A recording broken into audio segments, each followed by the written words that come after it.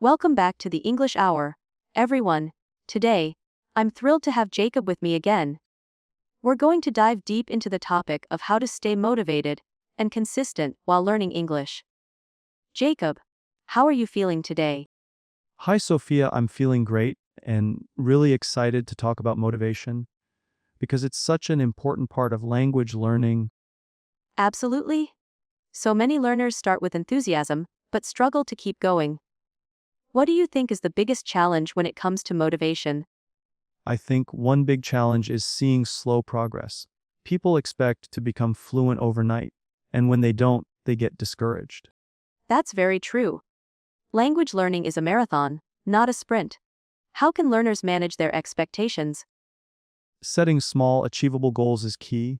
Instead of aiming to speak perfectly in a month, focus on learning 5 new words a day or practicing speaking for 10 minutes. I love that. Breaking it down makes it less overwhelming. What about daily routines? How important are they? Daily routines are crucial. Even 15 minutes a day is better than nothing. It helps build a habit, and habits lead to long-term success. What are some simple routines learners can start with? Listening to a short podcast episode each morning, writing a few sentences in a journal, or reviewing flashcards during a commute. Those are great ideas. How can technology help with this? Apps like Duolingo, Memrise, or Anki are excellent for making daily practice interactive and fun. Plus, many have reminders to keep you on track. Reminders can definitely keep us accountable. Do you think having a language partner helps motivation? Absolutely. When you practice with someone else, you feel more responsible. Plus, it makes learning social and enjoyable. And it helps with real conversation skills, right? Exactly. Speaking with a partner exposes you to natural speech, slang, and cultural nuances. Speaking of culture, how does understanding culture keep learners motivated? It makes learning more meaningful. When you know why people say certain things or what jokes mean, you connect better with the language. That connection can definitely keep the learning process interesting. What about celebrating small wins? Is that important? Very much so. Celebrating milestones, like finishing a book or having a full conversation, boosts confidence and encourages you to keep going. Confidence is everything. Do you have tips for learners who feel stuck or frustrated? Taking a short break can help. Also, trying different learning methods like watching movies, playing games, or changing study environments can refresh your mindset. Variety is the spice of life and learning. How important is mindset in this journey? Mindset is everything. Believing you can improve and being patient with yourself makes all the difference. So true. Any advice on how to develop a positive mindset? Practice self-compassion. Speak kindly to yourself, focus on progress, not perfection, and remind yourself why you started. Those are beautiful words, Jacob. Now, what role does setting long-term goals play in motivation? Long-term goals give direction. They help you plan your study and keep you focused during challenging times. Can you give an example of a good long-term goal? Sure, for example, aiming to watch a movie without subtitles in 6 months, or giving a presentation in English in a year. Those are ambitious but attainable goals. How can learners track their progress? Keeping a journal or using apps that record your vocabulary growth or speaking time can be very helpful. And how about using social media or online communities? They're great for motivation because you can connect with fellow learners, share achievements, and get support. Social proof and encouragement go a long way. What about learning from mistakes? Sometimes learners get embarrassed when they make errors. Mistakes are natural and essential. They're learning opportunities. Embracing mistakes helps you improve faster. I always tell my students that mistakes mean you're trying, which is fantastic. Exactly. The fear of mistakes can hold people back, so overcoming that fear is crucial. Let's talk about immersive experiences. How does immersion help with motivation? Immersion surrounds you with the language, making learning automatic. It also makes the process fun and relevant. How can someone create an immersive environment if they can't travel? They can watch English TV shows, listen to music, change their phone language to English, or join online groups. Those are accessible and practical ideas. Now, Jacob, Do you have any favorite motivational quotes for language learners? Yes, one of my favorites is, "The expert in anything was once a beginner." That's so inspiring. It reminds us that everyone starts somewhere. How about practical advice for busy learners? Use small pockets of time efficiently, like reviewing vocabulary during breaks or listening to podcasts while cooking. Multitasking can definitely help. What's your take on rewarding yourself? Rewards create positive associations with learning. It can be as simple as a treat or a fun activity after study sessions. That can make learning feel like a celebration. Before we continue, do you want to share any personal stories about staying motivated? Sure, when I started, I felt overwhelmed, but setting tiny goals and celebrating small wins kept me going. Personal stories really help listeners relate. Thanks for sharing that. You're welcome. I think sharing struggles, ends, and successes helps everyone feel less alone. Definitely. Well, this has been a wonderful discussion on motivation and consistency. We'll keep exploring more tips next time, but for now, let's keep the conversation going. Jacob, since motivation and consistency are so connected, how do you suggest people handle days when motivation is really low? That's a great question, Sophia. On those days, I recommend focusing on very small, almost effortless tasks. Even just listening to a short song in English or reading a single sentence can keep the momentum without pressure. That's smart, kind of like showing up without the stress of big goals. Do you think habits help more than motivation? Absolutely. Habits are what keep you going when motivation fades. Once something becomes a habit, you do it almost automatically. So building good language habits is crucial. How long does it usually take to form a habit? Research suggests it can take anywhere from 21 to 66 days depending on the person and the behavior. So consistency over weeks is key. That sounds doable. What about when someone loses motivation because they feel their English isn't improving fast enough? It's important to remind yourself that language skills develop in stages. Sometimes progress feels slow because you're internalizing information. Like an iceberg effect, most learning is happening beneath the surface. Exactly, visible progress comes after a lot of invisible hard work. What can learners do to recognize that hidden progress? Keeping a journal or recording yourself speaking weekly can show improvement over time that you might not notice day to day. That's a fantastic tip. What role do you think mindset plays when facing setbacks in learning? Mindset is everything. A growth mindset believing you can improve with effort helps learners bounce back from setbacks rather than giving up. And how can someone develop that growth mindset? By embracing challenges, learning from criticism, and seeing effort as the path to mastery. That's powerful. Can you share an example where a learner's mindset made a difference? Sure, I knew a student who struggled with pronunciation but kept practicing daily and focused on improvement instead of perfection. Over time, their accent improved dramatically. That's inspiring. Now, switching gears. How do you recommend balancing grammar study with speaking practice? Balance is key. Grammar gives structure, but speaking builds fluency. I suggest learning grammar in context practice sentences or conversations using grammar points. That makes learning more practical and less boring. Exactly. Using grammar actively helps it stick. What about vocabulary? How should learners approach building a strong vocabulary? Focus on high-frequency words first, then gradually add topic-specific vocabulary that interests you. Personal interest is a great motivator. Can you recommend fun ways to memorize vocabulary? Using flashcards, playing word games, or associating words with images or stories really helps.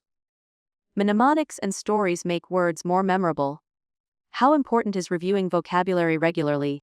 Very important, spaced repetition ensures words move from short-term to long-term memory. So it's not just about learning new words, but reviewing old ones consistently. Without review, words fade quickly. Let's talk about the role of mistakes again. How can learners turn mistakes into opportunities? By analyzing what went wrong and practicing the correct form repeatedly. Do you think keeping a mistake journal is useful? Yes, writing down mistakes and corrections can reinforce learning and prevent repeating errors. That's a great strategy. Now, what advice do you have for learners who feel shy or nervous about speaking? Start small, speak to yourself in the mirror, record your voice, then practice with close friends or language partners. Gradual exposure helps build confidence. What about public speaking or presentations? Preparation is key. Practice multiple times, focus on key points, and remember that mistakes are okay. That's encouraging. How do you stay motivated to keep speaking regularly? I remind myself that every conversation is progress, and that practice makes me more comfortable. Perfect mindset. What role does listening play in language learning motivation? Listening exposes you to natural language, improves understanding, and keeps you connected to the culture. Do you have favorite types of listening practice? I enjoy podcasts, audiobooks, and movies, especially with subtitles at first. How do learners improve listening skills if they find native speech too fast? Start with slower materials, then gradually increase speed. Also, listen multiple times and focus on keywords. Patience and repetition. Can watching TV series or movies be a good learning method? Absolutely, they provide context, culture, and entertaining language practice. How about music? Music helps with pronunciation, rhythm, and vocabulary, plus it's fun. Fun definitely boosts motivation. What's your favorite English song for learning? Let It Be by the Beatles, simple, clear lyrics, and memorable melody. Classic. Now, Jacob, can you share tips for learners who want to improve their writing? Start by writing short daily journals, get feedback if possible, and read a lot to see good examples. Reading to improve writing, that's excellent advice. What about grammar accuracy in writing? It's important, but don't get stuck trying to be perfect. Focus on communication first, then edit. Communication first, perfection later, a balanced approach. How do you suggest learners practice speaking when no one is around? Talking to yourself, describing your day, or using language exchange apps with text or voice. Technology opens up so many doors. What are your favorite apps for speaking practice? Tandem and HelloTalk are great for finding language partners worldwide. Connecting globally, that's powerful. How can learners avoid burnout? By mixing up activities, taking breaks, and remembering why they started learning English. Maintaining passion is key. Lastly, Jacob, what's the single best piece of advice you'd give to language learners? Be patient, consistent, and kind to yourself. Progress will come. Beautifully said. Thanks so much, Jacob. We'll keep exploring more topics soon. For now, let's continue our chat. Thanks, Sophia. I love how patience and kindness tie into language learning. It's easy to get frustrated, but being gentle with yourself keeps the process enjoyable. Definitely.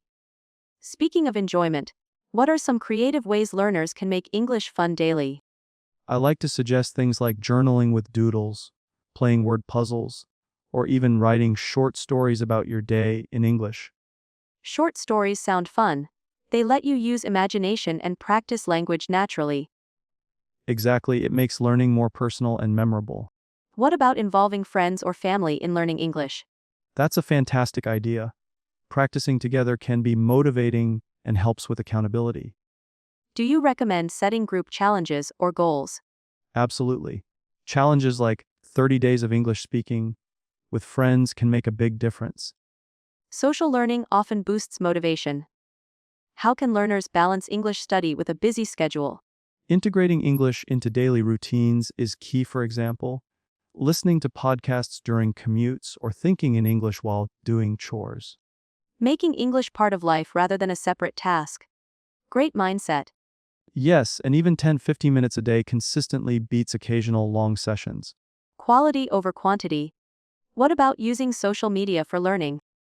Social media is a treasure trove. Following English teachers, joining language groups, and engaging in comments can improve reading and writing.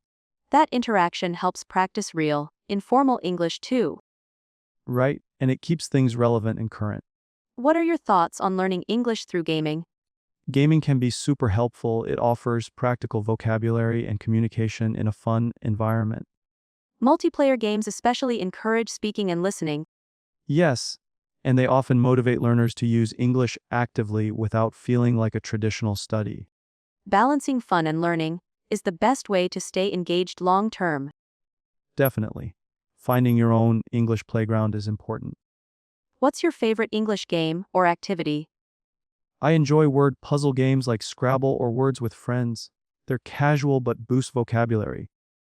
Those are classics. Now, Jacob, what's your opinion on watching news in English? News listening is excellent for improving formal language and understanding current events. It also introduces learners to different accents and speaking speeds. True. Starting with simplified news or subtitles helps, then gradually moving to regular news broadcasts. That way, learners build confidence over time. What about reading newspapers or online articles? Very useful. It improves vocabulary, reading speed, and comprehension. Any tips for making news reading less overwhelming? Choose topics you enjoy, read a few sentences at a time, and highlight new words to learn later. That makes it manageable. Moving to culture, how important is learning about English, speaking cultures? Culture and language go hand in hand. Understanding customs, humor, and social norms helps with communication. It also makes conversations more natural and meaningful. Exactly. For example, knowing common idioms or slang improves understanding. Speaking of idioms, what are some you recommend learners start with? Simple ones like break the ice, piece of cake, or hit the nail on the head are great starters. They pop up a lot in daily English, so knowing them helps comprehension. Yes, and using them correctly makes speech more fluent and native, like How can learners practice idioms effectively? use them in sentences, stories, or conversations. Flashcards and example videos help too. Fantastic advice. Now, what about writing emails or formal messages in English? Many learners struggle there. Writing formal emails is a skill. I suggest learners study sample emails and practice templates for common situations. Templates save time and reduce anxiety. What key tips do you have for professional writing? Keep it clear, polite, and concise. Always check grammar and tone. Proofreading is vital. Using tools like Grammarly can help too. Definitely. But learners should also learn the rules behind corrections. To improve independently. Excellent point. Now, Jacob, let's talk about accents. How important is it to have a perfect accent? Perfect accent is not necessary. Clear communication matters more than sounding native. That's reassuring for many learners. Yes, confidence and clarity trump accent perfection. How can learners improve pronunciation without stressing about accents? Focus on difficult sounds, practice regularly, and listen to native speakers. Shadowing techniques help a lot, right? Absolutely, imitating rhythm and intonation is key. Can you recommend some useful exercises? Tongue twisters, minimal pairs practice, and recording your voice to compare. Great tools for self-correction. Lastly, Jacob, how do you keep your own English learning fresh and motivating? I set new goals, try different resources, and connect with new people. Lifelong learning mindset in action. Thanks for sharing so many insights, Jacob. My pleasure, Sophia. I'm excited to continue this journey with our listeners. Me too. Let's keep exploring more ways to make English learning enjoyable and effective. Absolutely, Sophia. One thing I've noticed is that mixing different learning methods keeps things exciting. For example, combining watching movies with reading books on the same topic. That's a great idea. It reinforces vocabulary and comprehension from multiple angles. Exactly, and it caters to different learning styles: visual, auditory, and reading writing. How about using music for learning English? Do you find that effective? Oh yes, music is fantastic for learning rhythm, pronunciation, and new words. Plus, it's fun and memorable. I agree. Singing along to English songs can boost confidence in speaking. And it also helps learners get used to different accents and informal language. Do you have favorite artists or genres you recommend for learners? I'd say start with clear lyrics like in pop or folk music. Artists like Ed Sheeran or Adele, they're popular and easy to understand. Great picks. Now, what about speaking practice? Many learners say they don't get enough chances to speak English. That's a common challenge. I always recommend language exchange partners or online conversation clubs. Online platforms can connect learners globally, which is awesome. Also, speaking to yourself in English at home or thinking in English aloud can help build fluency. Talking to yourself, I love that. It's practical and doesn't require anyone else. Exactly, it reduces pressure and builds habit. What role does feedback play in learning to speak better? Feedback is crucial. It helps learners identify mistakes and improve. How should learners seek or give themselves feedback? Recording conversations or speeches and listening back is a good start. Self-assessment. What about teachers or peers? Teachers can provide structured feedback. Peers offer casual, real-world input. That mix of formal and informal feedback helps balance learning. Definitely. And don't be afraid of making mistakes, they're part of progress. Absolutely. Speaking of mistakes, how should learners handle embarrassment or fear when speaking? Embracing mistakes as learning moments helps. Also, practicing in low-pressure settings builds confidence. Like with friends or language groups where everyone's supportive. Exactly. The more you speak, the less fear you'll feel. Moving to vocabulary building. What are some effective ways to learn and remember new words? Contextual learning is key. Learn words through sentences and stories, not just lists. That makes words stick better, for sure. Flashcards with images and spaced repetition systems help too. And using new words actively in speaking or writing cements them. Yes, active usage is critical. What about idioms and phrasal verbs? They can be tricky. They are tricky, but learning them in context, through dialogues or media, makes them easier.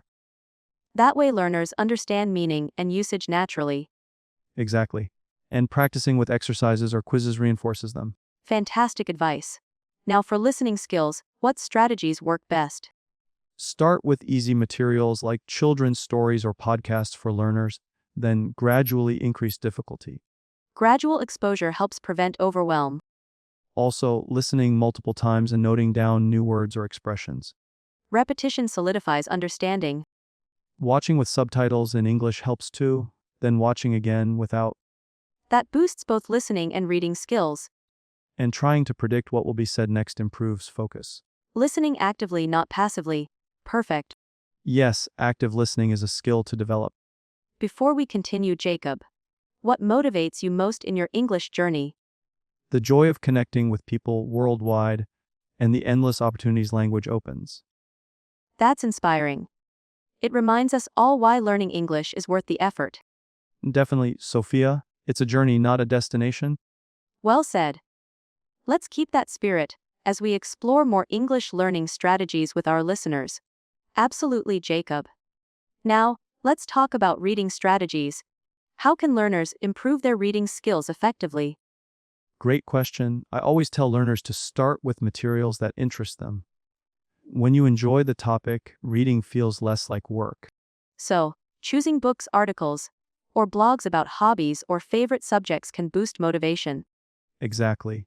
And using graded readers is helpful, especially for beginners. They're tailored to different levels and build vocabulary gradually. What about reading speed? Some learners struggle to read quickly enough to enjoy the flow. That's common. One tip is to practice skimming and scanning.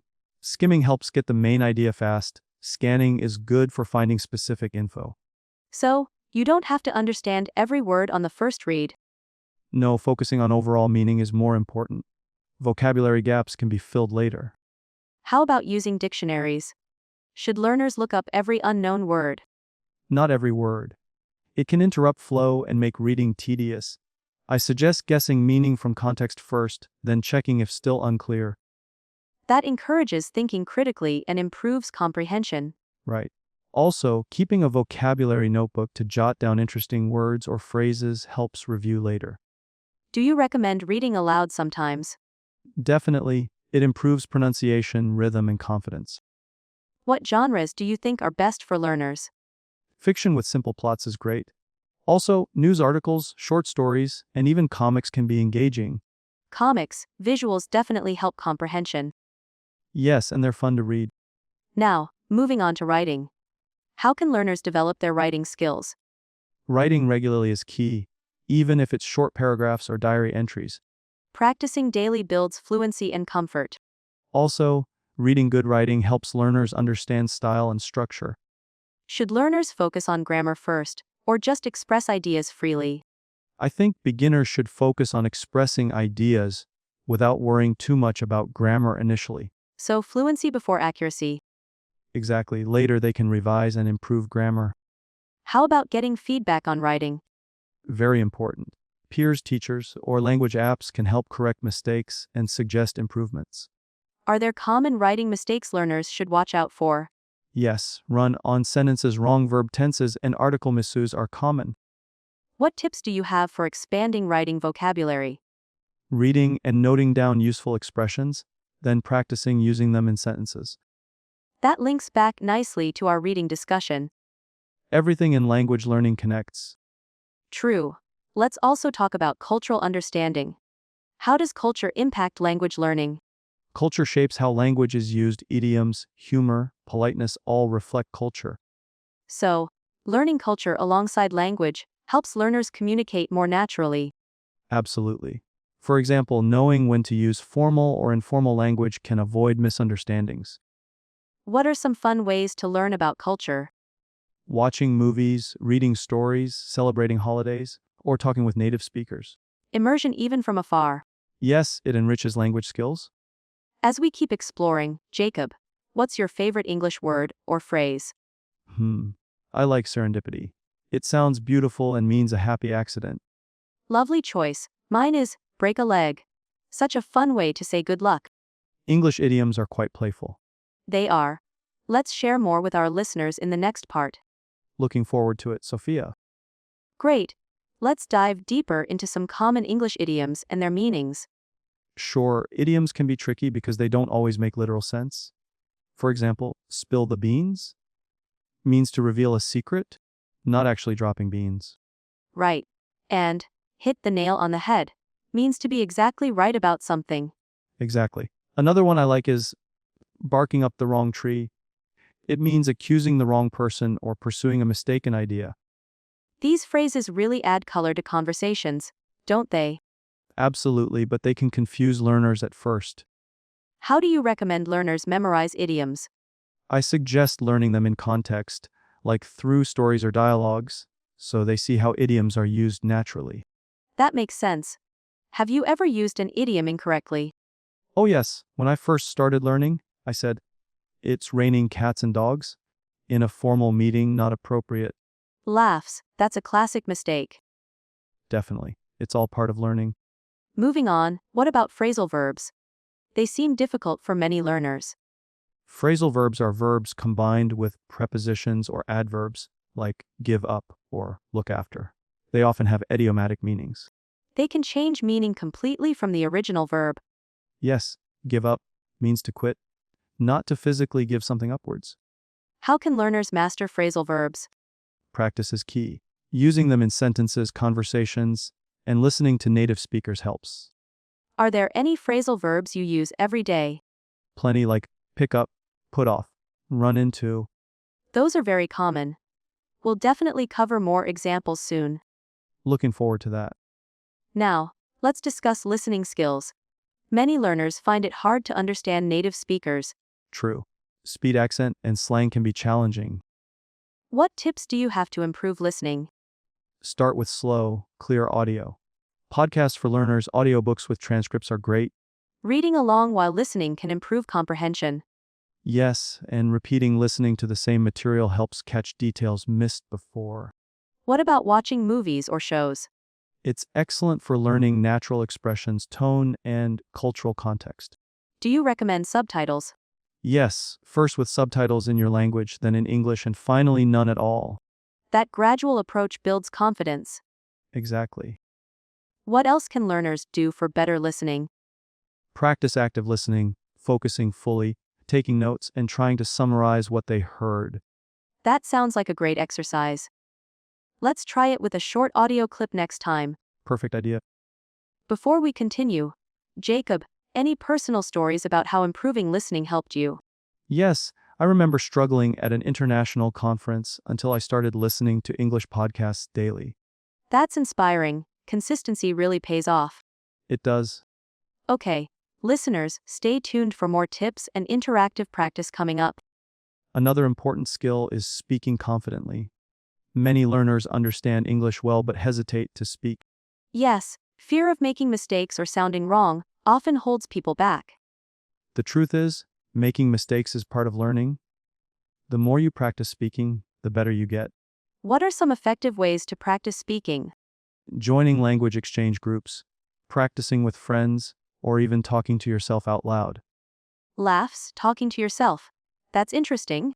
Yes, it helps you think in English and get comfortable forming sentences. What about pronunciation?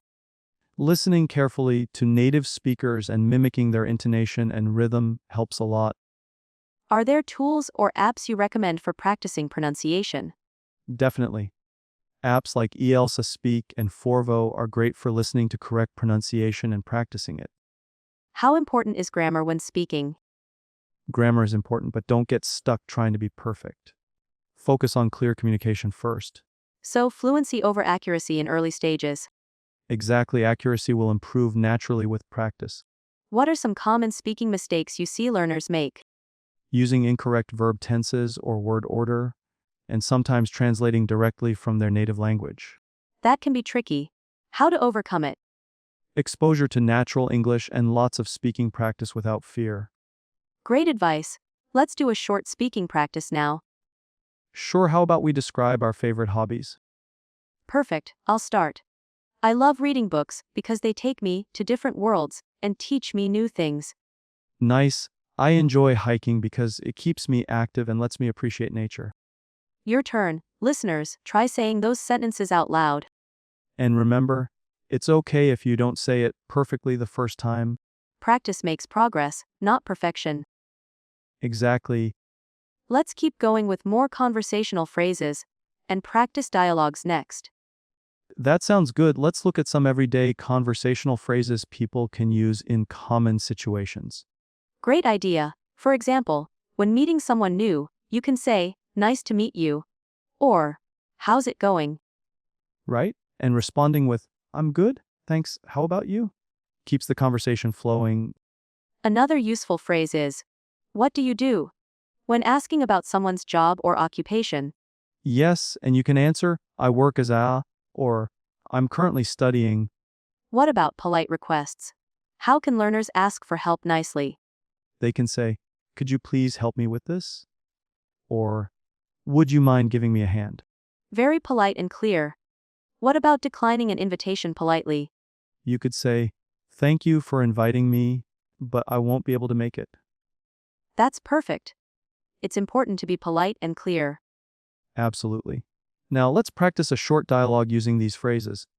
Okay, I'll be person A and you be person B. Sounds good. Hi, nice to meet you. Nice to meet you too. How's it going? I'm good, thanks. How about you? I'm doing well. So, what do you do? I work as a graphic designer, and you? I'm currently studying marketing. Could you please help me with some design tips? Sure, I'd be happy to help. Thanks a lot. You're welcome. Would you like to grab coffee sometime? That sounds great, but I won't be able to make it this week. No problem. Let's plan for next week then. Perfect. Thank you for understanding. Anytime. Listeners, try practicing this dialogue with a friend or by yourself. Repetition helps with memorization and builds speaking confidence. Definitely. And as you get comfortable, try creating your own dialogues based on real life situations. We'll explore more phrases and dialogues soon to keep your English practice fun and practical. Looking forward to it. Now, Jacob, what about expressing opinions? That's something many learners find challenging.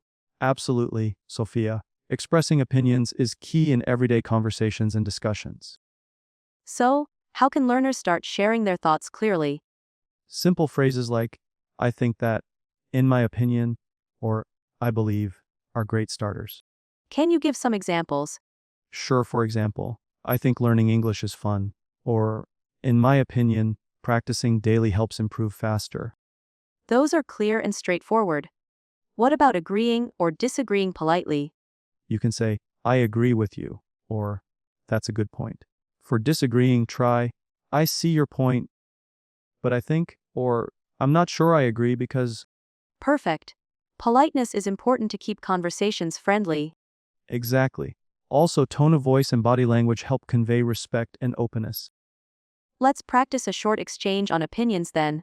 Great, you start. I think traveling is the best way to learn about new cultures. I agree with you. Traveling opens your mind and teaches you things no book can. Some people think traveling is expensive and difficult. That's true, but I believe planning ahead can make it affordable and easier. I see your point. Maybe taking local trips first is a good idea. Absolutely, starting small helps build confidence and experience. Listeners, try using these phrases next time you discuss your ideas. And don't worry if you don't sound perfect. Practice makes perfect. We'll continue exploring useful expressions and tips to help you communicate naturally. Yes, and we'll also cover storytelling and sharing experiences soon. Storytelling is such a powerful way to improve English. It helps with vocabulary, grammar, and confidence all at once. I couldn't agree more.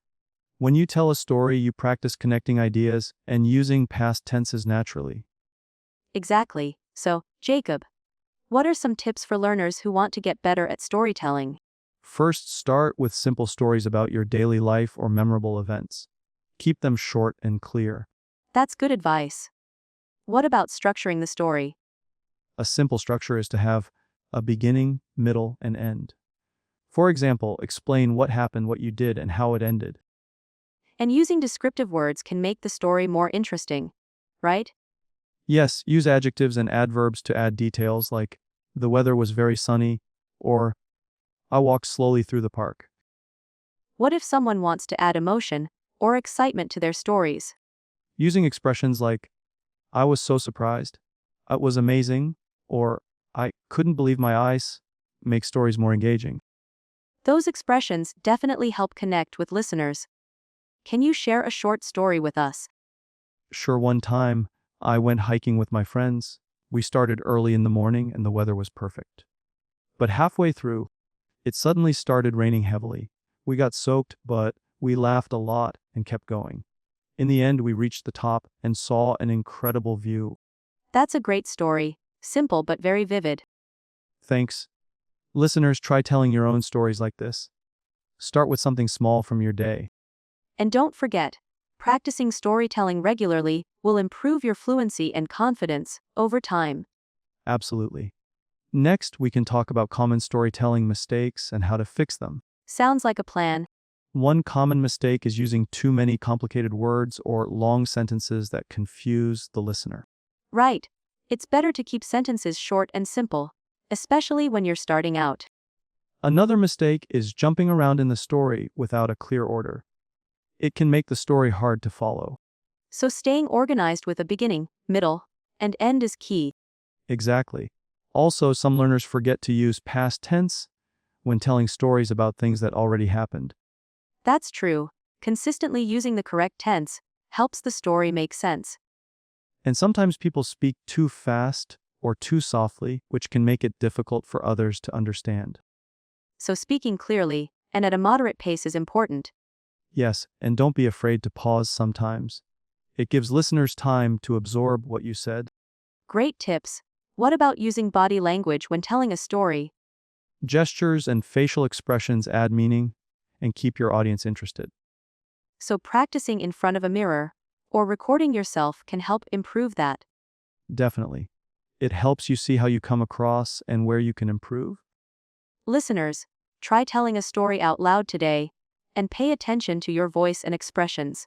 That's a fantastic exercise to build your speaking skills.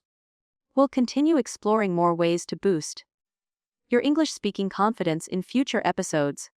Another great way to improve speaking confidence is practicing with a language partner or group. Yes, speaking regularly with others helps you get used to real conversations.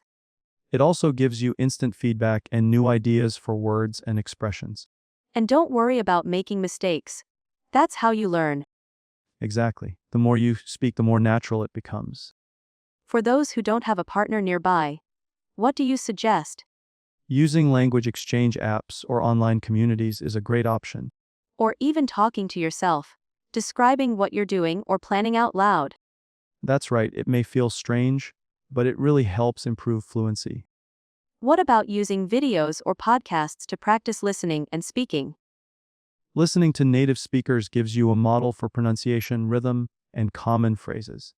And then you can try repeating or shadowing what you hear. Shadowing is a fantastic technique. You speak along with the audio, matching the speed and intonation. That sounds challenging but effective. It is, but starting slow and gradually increasing speed works well. Listeners, try shadowing a short clip from your favorite show or podcast this week. You'll be surprised how much it improves your speaking skills. We'll dive deeper into shadowing and other practice methods in upcoming episodes. That wraps up today's episode of the English Hour. Jacob, thank you so much for sharing your valuable tips and insights. Thank you, Sophia. It was great discussing these practical ways to improve English speaking skills. To all our listeners, remember, consistent practice and confidence are key to mastering English. Keep telling your stories, speaking out loud, and enjoying the learning process. Absolutely. Don't be afraid to make mistakes, they're stepping stones to success. If you enjoyed this episode, please like, share, and subscribe to the English Hour. And let us know in the comments what topics you want us to cover next. Thanks for tuning in, everyone. Keep practicing and see you next time. Bye for now.